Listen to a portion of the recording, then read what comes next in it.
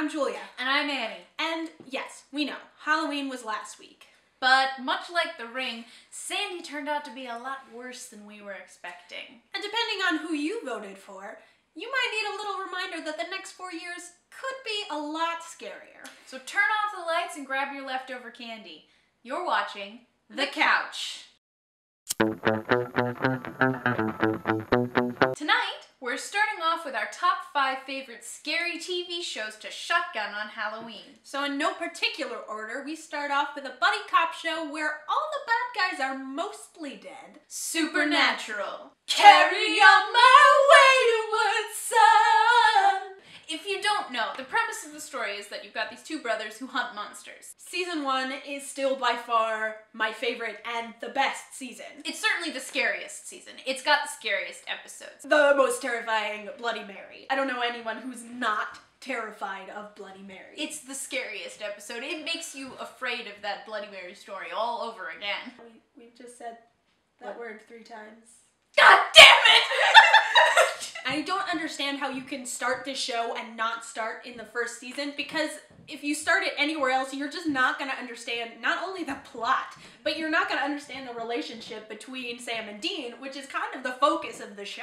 And also, if you don't watch season 1, you won't understand why people are scared of the show. The second seasons are more sort of emotional trauma rather than, you know, terror. There are some seasons in the middle that I'm just like, and then you hit the season finale, and they play Carry On My Wayward Son every time, and you just are reminded why you love this show. If you didn't have a problem with the undead before, you probably will after you watch our next show, The Walking Dead. I can't watch this show for too long because I don't have a shotgun to take to bed with me. If you like gore, you're probably gonna like this show because there's a lot of it. And it's beautifully done. It is an excellent show. The scripts are really well done, and I think it might have something to do with the fact that it was a comic book first. Yeah. It will also scare the pants off you.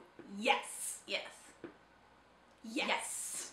Do you like sleeping with your lights off? Because if you do, you probably don't want to watch our next show, Harper's Island. This show does such a great job building suspense and then maintaining it over a whole season. It is a great example of a really well done 10 Little Indians, basically. You never know what's going on. Is the killer a ghost? Is it a person? And if you like Supernatural, you will probably really enjoy the show because it's like a Supernatural Extras reunion party. It was really fun just to see all those familiar faces, and also a little troubling because you're like, maybe I watch too much TV.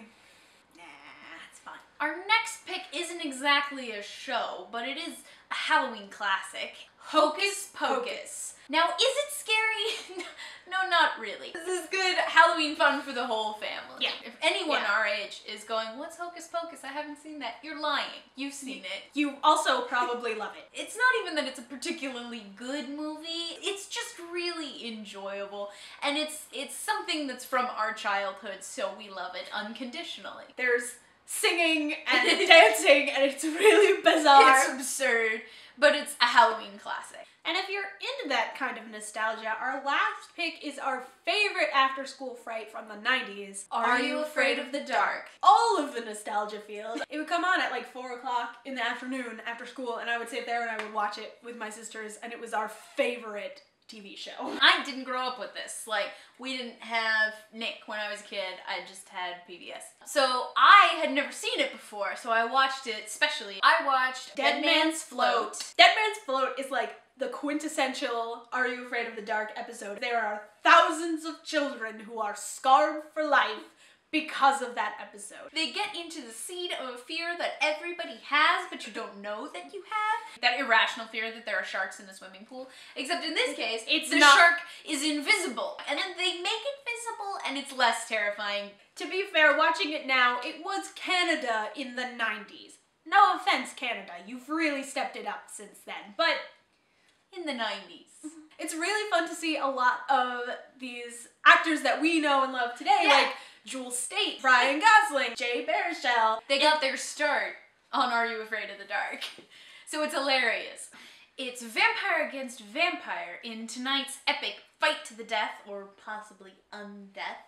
It's versus Battle Royale. battle. We're pitting the bloodsuckers of True Blood against the teen parasites of the Vampire Diaries. The first qualification is sexiness. The whole vampirism thing, ever since Victorian times, is a thinly veiled allusion to sex. So, sexiness is an essential part. The vampires of the Vampire Diaries, definitely hot. But on this first category, we do have to give the prize to True Blood because of Eric. There's really nothing more to say.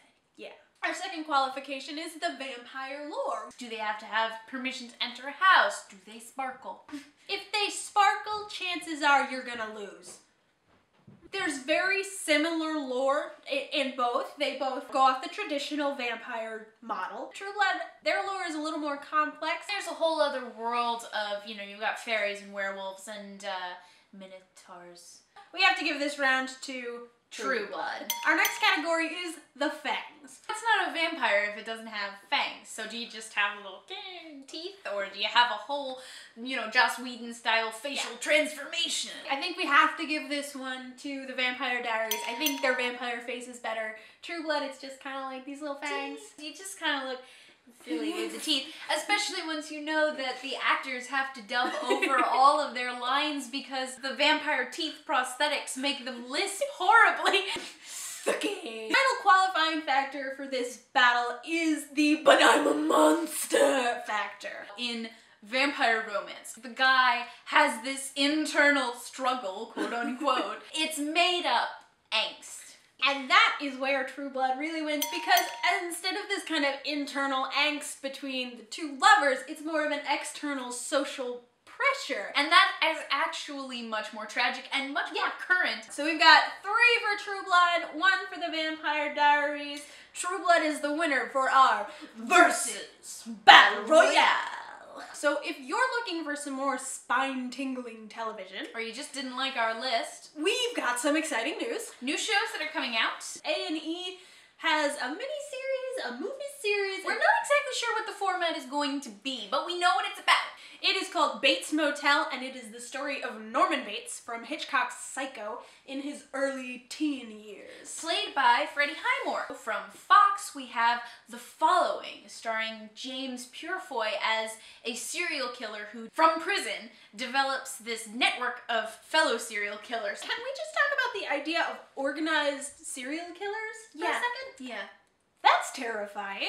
And I think it is going to be a genuinely scary television show because it's about a serial killer who has a following, and serial killers do have followings. Finally, we've got another prequel to a classic horror movie, Hannibal, on NBC.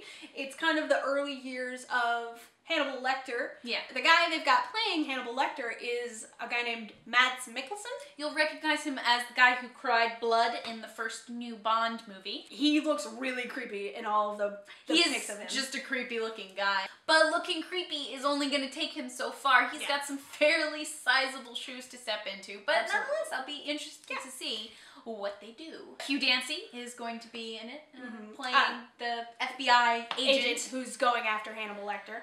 Also, Lawrence Fishburne is playing Hugh Dancy's boss. Really good casting on all three of these shows. We've got some very, very scary looking shows with really solid looking casts. Yeah. So that's what we're excited about this week. Join us again next week. And until then, keep watching.